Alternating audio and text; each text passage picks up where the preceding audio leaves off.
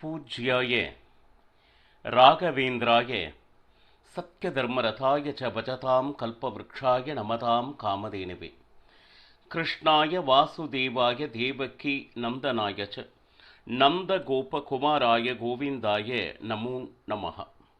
ஐந்தாவது வேதம் என்று போற்றப்படும் மகாபாரதம் பார்த்து வருகிறோம்.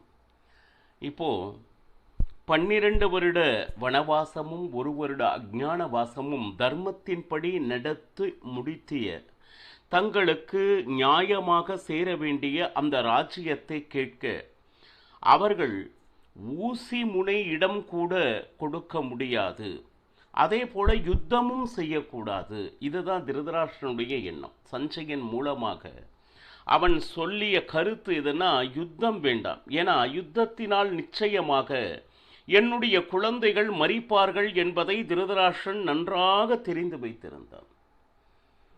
ஆனா ராஜ்யமும் கொடுப்பதற்கு எந்த விதமான விருப்பமும் இல்லை. காரணம், துரியோதனன் சம்மதம் இல்லை. புத்திர வியாமோகம், தர்மம் எது அதர்மம் எது என்று தெரிந்திருந்தும் அவனுடைய மகனுடைய பேச்சினால் என்ன சொல்லுது, இதுதான் புத்திர வியாமோகம் சொல்லிட்டு, செய்வது தவறு என்று தெரிந்திருந்தும் அதை மீறி தன்னால் எந்த ஒரு காரியமும் நடத்த முடியாத ஒரு நிலையில் அவன் இருந்தான். அப்போ இனி அடுத்து என்ன செய்வது அப்படின்னு சொல்லிட்டு தர்மராஜன் யோசனை செய்ய ஆரம்பித்தான். இதுல சஞ்சயன் நிறைய விஷயம் சொல்றான். யுத்தம் செய்கிறே அப்படின்னு நினைச்சிட்டு இருக்கு. அவர்கள் சாமானியமானவர்கள் அல்ல, மனிதர்களே அல்ல, தேவதைகளுடைய ரூபம். அதிலும் அவர்களுக்கு உறுதுணையாக இருக்கிறாரே கிருஷ்ணன். அவர் யார் என்று நீ நினைத்திருக்கிறாய்? அகிலாண்ட கோட்டி பிரம்மாண்ட நாயகன். இந்த ஜெகத்துக்குண்ட சிருஷ்டி ஸ்திதி லயம் என்கின்ற உலகத்தை படைத்து காத்து அழிப்பவன் யாருன்னா அவனே.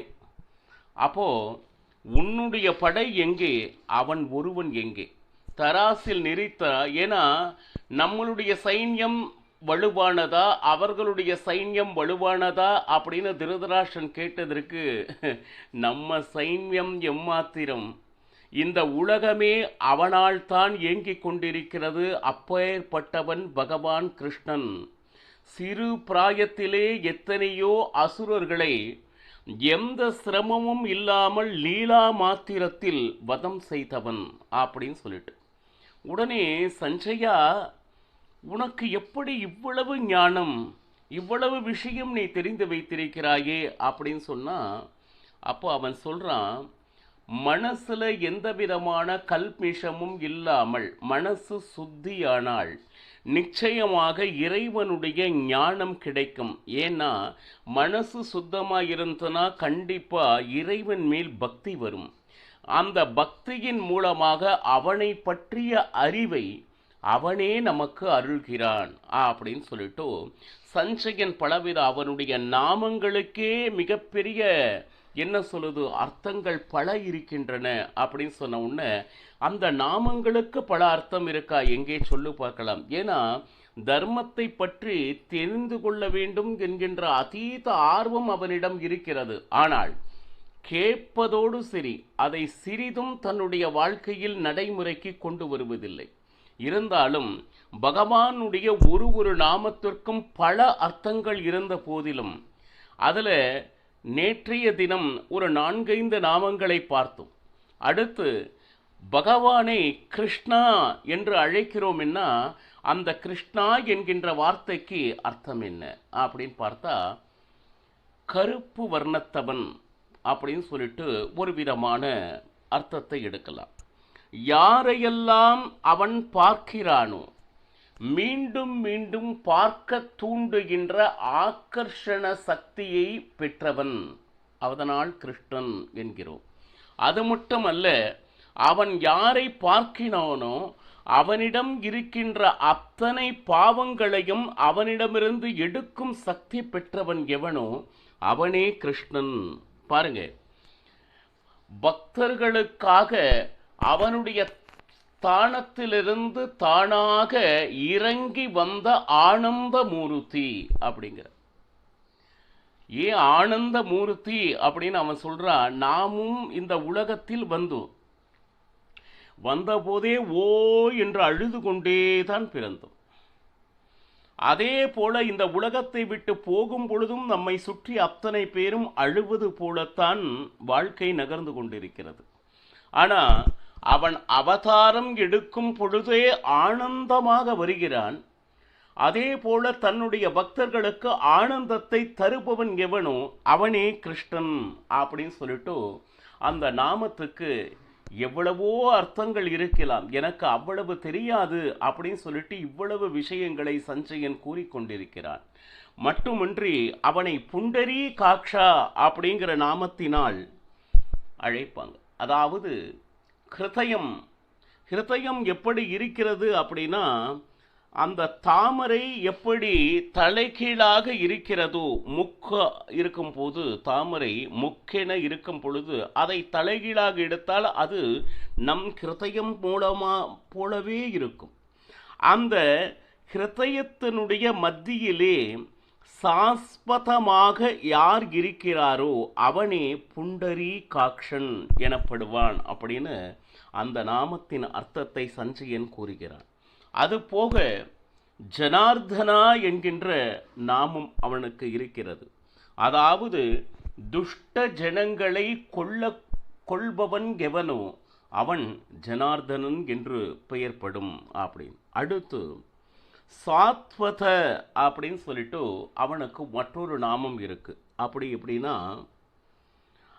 அவன் என்ன சொல்றது, சத்வகுணத்தை மட்டும் நிரம்பியவன். அவனை கண்டவுடன் நம்மளுடைய ஞானம் மிகப்பெரிய அபிவிருத்தி ஏற்படுத்துபவன் எவனோ அவன் சாத்வதா. சத்வகுணத்தை நிரம்ப கொடுப்பவன் சாத்வதன். அடுத்து அஜா அப்படின்னு சொல்லிட்டு இறைவனை அணைப்பார்கள். யாருக்கு தந்தை இல்லையோ, பாருங்க, இறைவனுக்கு யாராவது தந்தை தாய் அப்படின்னு சொல்லிட்டு வேணுமா அப்படின்னா, பாருங்க, ஒரு கம்பத்திலிருந்து நரசிம்மனாக வந்தான் என்றால் அந்த இடத்தில் தந்தையும் இல்லை தாயும் இல்லை. எந்த இடத்தை வேண்டுமானாலும் தேர்ந்தெடுத்து எந்த ரூபம் வேணாலும் தரித்து வரக்கூடிய சாமர்த்தியம் உடையவன் யார் அப்படின்னா அவனே அஜன். தந்தை தாய் இல்லாமல் இந்த உலகத்தில் நமக்கு ஒரு பிறவி இருக்கா? யாரையாச்சும் காரணபூதமாக வைத்து கொண்டு தான் இந்த உலகத்திற்கு நாம் வர வேண்டும். ஏன்னா அதனால் அந்த ஸ்வதந்திரம் நம்ம கிட்ட இல்லை. நாமெல்லாம் எப்படின்னா அஸ்வதந்தர்கள்.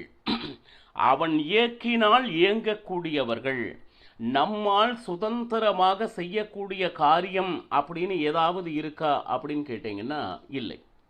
இப்போ சாப்பிட்ட பொருள் ஜீரணமாகிறது அப்படின்னா இதை நாம இயக்குகிறோமோ அப்படின்னா பாருங்க, ஏதோ ஒரு சிஸ்டம் அவன் ஆல்ரெடி ஏற்படுத்தி வைத்திருக்கிறான்.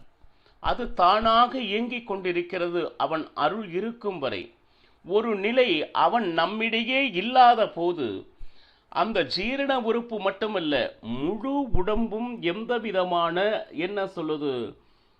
செயல்பாடு இன்றி போய்விடுகிறது. அவ்வளவுதான் ஆண்டவன் நமக்கு கொடுத்த அந்த காலம் அப்படின்னு சொல்லிட்டு நினைச்சுக்க வேண்டி. அப்போ இதுல நம்மால் ஆனது அப்படின்னு ஏதாவது இருக்கா கொஞ்சம் சொல்லுங்க. கொஞ்சம் நம்ம தீர்க்கமா சில விஷயங்களை யோசனை பண்ணணும். அது மட்டும் அல்ல, பாருங்க, அனீகஜித் அப்படின்னு சொல்லிட்டு அவனை அழைக்கிறோம். இதுங்க அனீகஜித் அப்படி தேவர்களுடைய சைன்யத்திற்கு வெற்றியை தேடி தருபவன் எவனோ அவன் அனீகஜித் என்று அழைக்கப்படுகிறான். அடுத்து தாமோதரா என்கின்ற நாமத்தினால் அவனை அழைக்கிறோம். பாருங்க, சகல லோகத்தையும் தன்னுடைய உதரத்தில் வயிற்றுக்குள் வைத்து கொண்டவன் எவனோ அவன் தாமோதரன் அப்படின்னு சொல்லிட்டு. அது மட்டுமல்ல, தாமோதரன்னா இன்னொரு பொருள் இருக்கு. இந்திரிய நிகிரகம் உள்ளவன் அப்படின்னு சொல்லிட்டு மற்றொரு அர்த்தம். இதே தாமோதரனுக்கு மற்றொரு அர்த்தம், இந்த உலகத்தில் எந்த விதமான தோஷமும் இல்லாதவன் எவனோ அவன் தாமோதரன். எப்பவுமே சத்தியதல்லியே இருப்பவன், சத்தியம் ஒன்றையே தன்னுடைய நடத்தையாக வைத்து கொண்டு இருப்பவன். அப்போ அவனிடம் பொய் அப்படிங்கிற ஒரு விஷயம் இருக்கவே இருக்காது. இதுபோல அநேக பெயர்களை கொண்டவன் இந்த கிருஷ்ணன். இந்த கிருஷ்ணனை பார்ப்பவர்கள் எவ்வளவு புண்ணியசாலிகள் தெரியுமா? ஏதோ ஜென்மத்தில் அவர் செய்த புண்ணியமும், அவர் செய்த தபமும், அவர் செய்கின்ற அந்த சத்தியமும், அவனுடைய காட்சி அவர்களுக்கு மட்டுமே கிடைக்கிறது. இப்போ இதுல என்னன்னா, அவனுடைய தூதனாக, பாண்டவர்களுடைய தூதனாக இங்கே வர இருக்கிறான் திருதராஷ்டிரா. இவ்வளவு மகிமை பொருந்திய கிருஷ்ணன். கிருஷ்ணன் யார் என்று உனக்கு தெரியாமல் இருந்தால், இதுவரை இந்த உலகத்தையே என்ன சொல்லுது, தன்னுடைய கைக்குள் அடக்கி கொண்டிருப்பவன் அவன். அவனை சாமானியமாக எண்ணாதே என்கின்ற ஞானத்தையும் சஞ்சயன் மூலமாக திருதராஷ்டிரனுக்கு கொடுத்தும், அவன் உன்னை தேடி வர இருக்கிறான். இங்கே வருகிறான் அப்படின்னா அந்த அஸ்தினாபுரம் செய்த புண்ணியம் என்ன கொஞ்சம் நினைச்சு பாருங்க. அவனுடைய தரிசனம் கிடைக்கப் போகிறது. ஏனோ சாமானிய கண்களை வைத்துக்கொண்டு அவனை தரிசித்து விடலாம் அப்படின்னு எண்ணாத. அவனை பார்க்கணும்னா அவன் ஒரு புது கண்களை நமக்கு கொடுக்க வேண்டும். இந்த பாவப்பட்ட கண்களால் அவனுடைய தரிசனம் கிடைக்குமா அப்படின்னா இல்லை. ஏன்னா கண்கள் கொடுத்தான். கண்களால் என்னென்ன விஷயங்களால் ஆனந்தம் பெற வேண்டுமோ அதை பற்றி நாம் சிந்திக்கவே இல்லை. எதையெல்லாம் பார்க்கக்கூடாதோ அதையெல்லாம் பார்த்து நாம் பலவிதமான குற்றங்களை கண்கள் மேல் வைத்தவர்கள் நாம். இந்த கண்களினால் அந்த பகவானுடைய மூர்த்தியை தரிசிக்க முடியுமா அப்படின்னா இல்லை. இப்போ ஏற்கனவே சஞ்சயன் அல்லது விதுரன் மூலமாக எங்களுக்கு ஒரு செய்தி வர வேண்டும். சஞ்சயா, என்னது? ஒன்னா எங்களுடைய ராஜ்யத்தை கொடுக்க வேண்டும், இல்லை 5 கிராமங்களையாவது கொடுக்க வேண்டும். சரி, இப்போ இவங்க கொடுக்கறாங்க இல்லை கொடுக்கல அப்படிங்கிற விஷயம். கொடுக்கறாங்க அப்படின்னா நீங்க தயவு செய்து நீங்கள் வந்து சொல்ற, ஒன்னா நீயோ அல்லது விதுரனோ வந்து, கௌரவர்கள் ஒப்புக்கொண்டனர், உங்களுக்கு 5 ராஜ்யத்தை கொடுக்கின்றனர் அல்லது 5 கிராமங்களை கொடுக்க ஒப்புக்கொண்டு விட்டனர். இந்த செய்தியை நீ கொண்டு வந்து தர வேண்டும். ஒருவேளை அவர்கள் தருவதற்கு சம்மதம் இல்லை என்றால் நீ வர வேண்டியதில்லை அப்படின்னு தர்மராஜன் சஞ்சயனிடம் சொல்லி அனுப்பியிருந்தார். ஆனால் இதுவரை சஞ்சயனோ விதுரனோ அவர்களது சம்மதத்தை இதுவரை கொண்டு வந்து சேர்க்கவில்லை. அப்போ தர்மராஜன் என்ன செய்தான், தனக்கு ஆதரவு கொடுக்கக்கூடிய அனைவரையும், அதாவது பாஞ்சால தேசத்தவர், மற்ற தேசத்தவர் அத்தனை பேரையும் அழைத்து, அடுத்து நாம என்ன பண்ணணும், ஒன்று செய்யலாம், கடைசியா ஒரே ஒரு பிரயத்தனம் செய்து பார்ப்போம். என்ன அப்படின்னு கேட்டீங்கன்னா, இந்த இடத்துல சஞ்சயன் வந்து நம்மளிடம் இந்த அளவுக்கு பேசினான்னா அது சஞ்சயனுடைய பேச்சு அப்படின்னு நாம் எடுத்துக்கொள்ளக்கூடாது. இது திருதராஷ்டிரன் மனதில் என்ன நினைத்தானோ அதை சஞ்சயன் நம்மிடையே சொல்லி கொண்டு சென்றார். அது மட்டுமல்ல, காட்டுக்கு போ அப்படின்னு சொல்லிட்டு சஞ்சயன் சொல்லி இருந்தா அவனை அந்த இடத்திலே கொன்றிருக்க வேண்டும். ஆனா அவன் தூதுவனாக வந்தான். அவங்களுடைய பேச்சை கேட்டுத்தான் 12 வருட வனவாசமும் 1 வருட அஞ்ஞான வாசமும் தர்மத்தின்படி நடத்து முடித்து இருக்கிறோம். ஆனால் இதற்கு மேலும் அவர்கள் வேண்டுமென்றே நயவஞ்சமாக நம்மை துக்கத்தில் ஆழ்த்த வேண்டும் என்று நினைத்திருந்தால் வந்திருக்கின்றவனை நாம் நியாயமாக பார்த்தால் கொண்டிருக்க வேண்டும். ஆனால் தூதுவனை கொள்வது சாஸ்திர விரோதம். நாம் ஆனவரை சாந்தியை நாம் வேண்டுவோம். பாருங்க, திருதராஷ்டிரன் மனதில் இருக்கக்கூடிய எண்ணம் என்ன அப்படின்னு கேட்டீங்கன்னா, கண்டிப்பாக ஊசி முனை இடமும் அவர்களுக்கு கொடுக்க தயாராக இல்லை. அது மட்டுமல்லாமல் யுத்தமும் செய்யக்கூடாது. இது திருதராஷ்டிரனுடைய மனசினுடைய லோபத்தனத்தை காட்டுகிறது. அவன் மனம் முழுக்க கெட்டு போயிருக்கு. காரணம் என்ன? துரியோதனன் அவனுடைய கை பொம்மையாக வைத்து கொண்டிருக்கிறான்.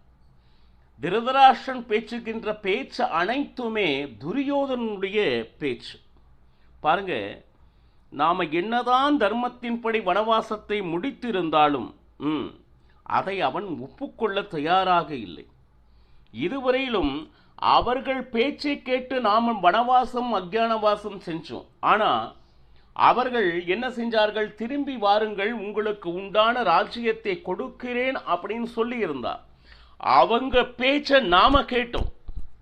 ஆனா அவன் கொடுக்கிறேன் என்று சொன்ன அந்த வாக்கினை அவர்கள் நிறைவேற்றவில்லை. இப்போ அடுத்து நாம என்ன பண்ணலாம்? அவனுடைய வார்த்தையே அவன் மீறிக்கொண்டு இருக்கிறான்.